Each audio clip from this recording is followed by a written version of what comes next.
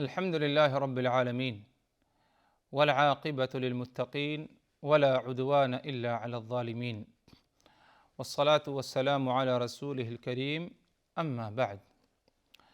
اللہ تبارک و تعالیٰ پر حمد و ثنا اور اس کے نبی کریم صلی اللہ علیہ وسلم پر بے شمار بے حد بے عدد درود و سلام کے بعد، محترم ناظرین، شرح احادیث احکام کے اس سلسلے وار پروگرام میں ہم آپ کی خدمت میں حاضر ہیں۔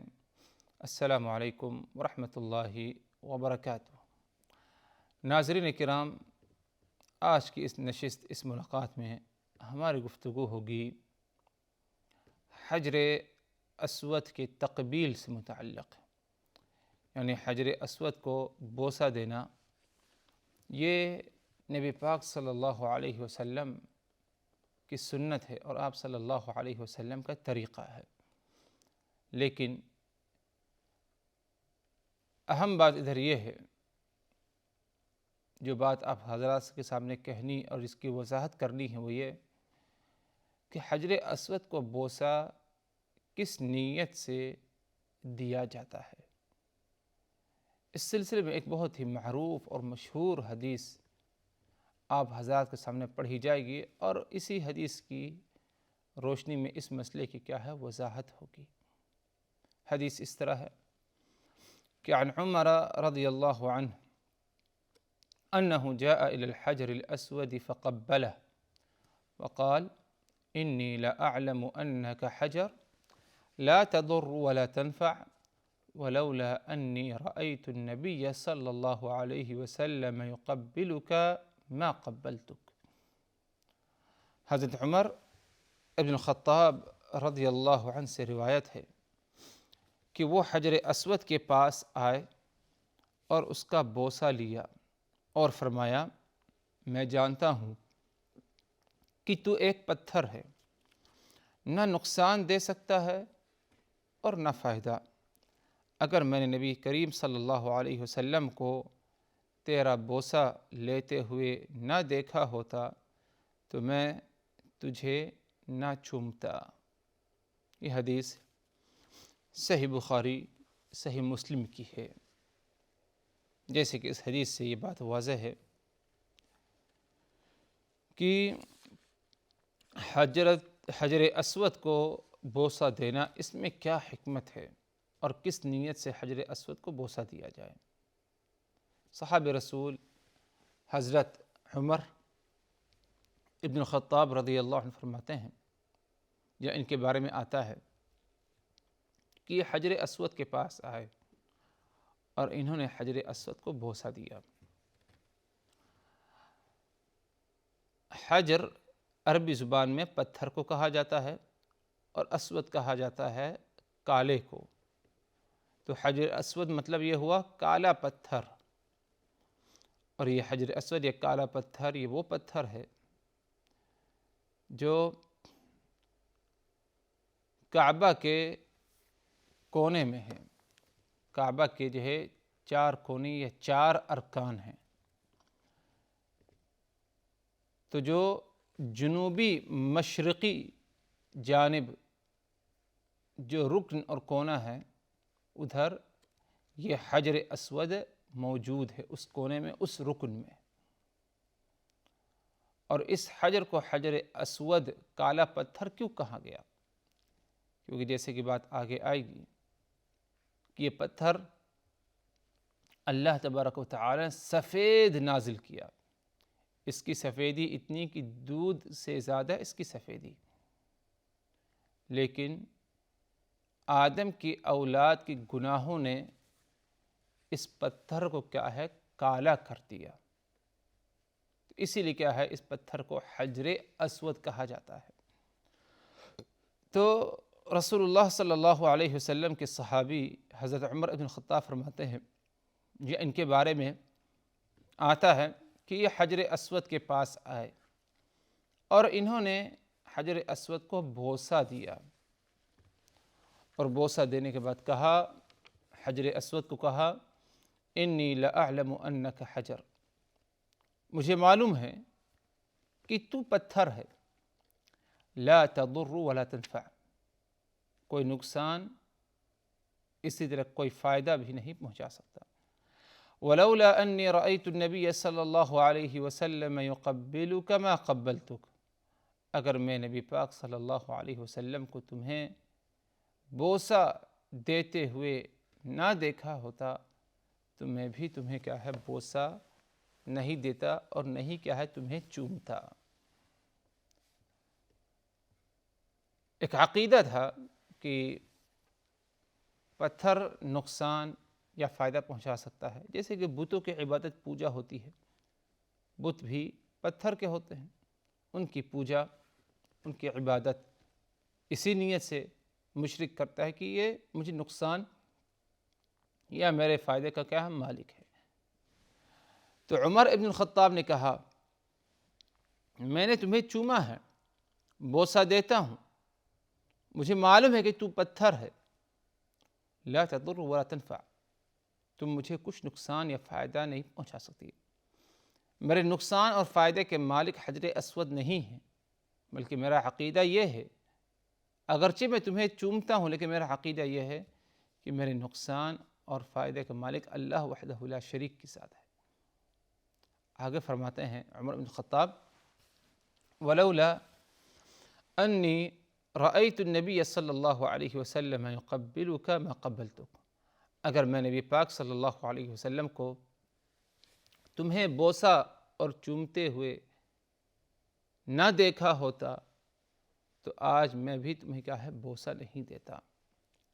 اس کا مطلب یہ ہوا کہ رسول اللہ صلی اللہ علیہ وسلم حجر اسود کو بوسہ دیا کرتے تھے۔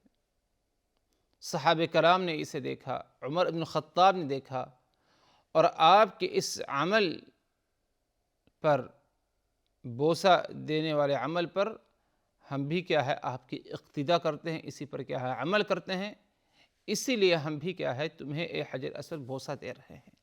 تو یہ حضرت عمر بن الخطاب رضی اللہ عنہ کے کہنے کا مقصد تھا کہ ہم اپنے نبی کی اقتداء میں تمہیں بوسہ دیتے ہیں، نہ کہ اس نیت سے کہ تم ہمارے نقصان اور فائدے کی کیا ہے مالک ہو۔ تو اسی لیے ہمارا ہمیشہ یہی عقیدہ ہونا چاہیے کہ حجر اسود یا کوئی اور چیز، کوئی اور ذات ہمارے نقصان اور فائدے کے مالک نہیں سوائے اللہ وحدہ لا شریک کی ذات۔ اور حجر اسود کو بوسہ دینا یہ نیت نہ ہو کہ اس کے ذریعے ہمیں کچھ نقصان یا فائدہ پہنچے گا، حجر اسود ہمیں نقصان اور فائدہ پہنچائے گا، نہ، بلکہ یہ صرف نبی پاک صلی اللہ علیہ وسلم کا سنت ہے، اسی سنت پر عمل کرنے کی غرض سے حجر اسود کو کیا ہے بوسہ دیا جائے۔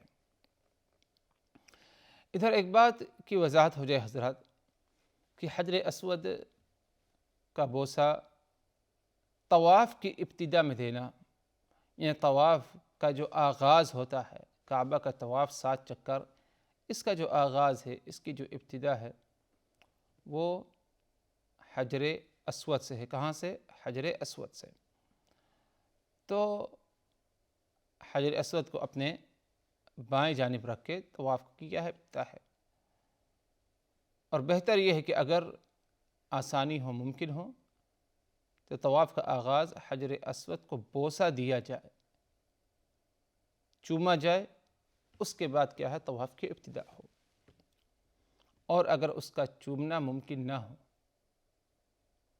تو اپنے ہاتھ سے اسے چھو لے، اور اگر چھونا بھی ممکن نہ ہو تو اسے کیا ہے سلام کرے، ہاتھ اٹھا کے سلام کرے، اور اس کے بعد کیا اپنے طواف کا آغاز کرے۔ یہ نبی پاک صلی اللہ علیہ وسلم سے ثابت ہے کہ آپ صلی اللہ علیہ وسلم نے طواف کے موقع پر اسے چوما ہے، اور جب چومنا ممکن نہیں تھا تو آپ صلی اللہ علیہ وسلم نے اس کا استلام کیا ہے۔ بعض روایات میں آتا ہے کہ آپ کے ساتھ ایک عصا یعنی ایک لاٹھی تھی، ڈنڈا تھا، جس سے آپ نے کیا ہے حجر اسود پر اسے رکھا، بعد اسے کیا ہے بوسہ دیا۔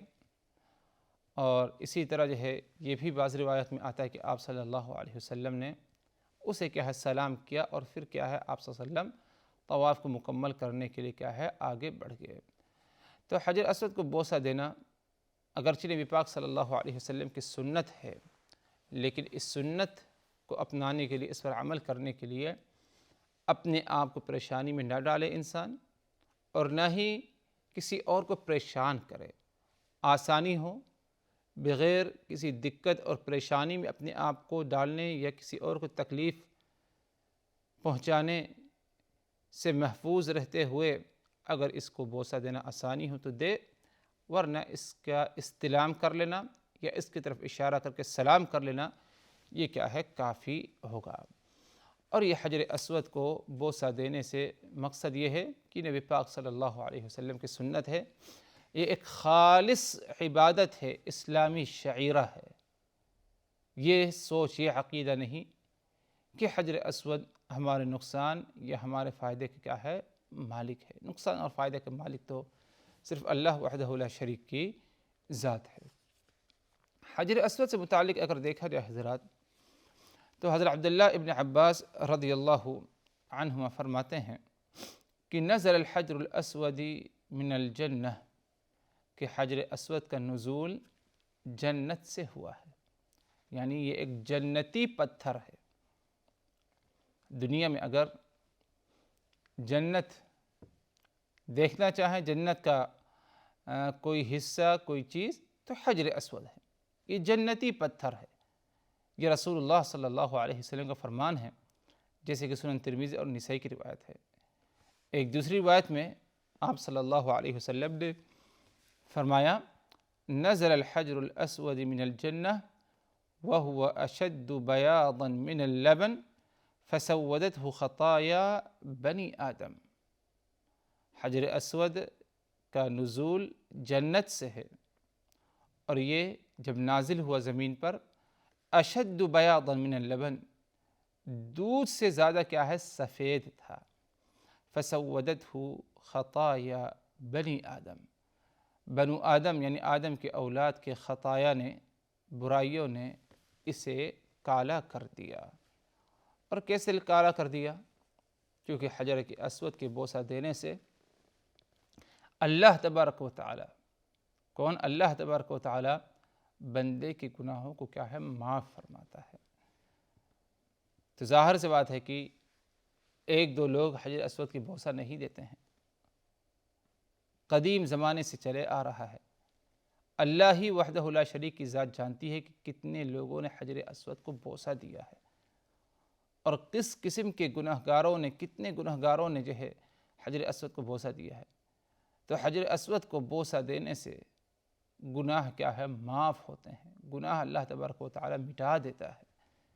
تو بنو آدم کے گناہوں نے حجر اسود کو کالا کر دیا، جو کہ بالکل دودھ سے زیادہ سفید کیا ہے، نازل ہوا تھا۔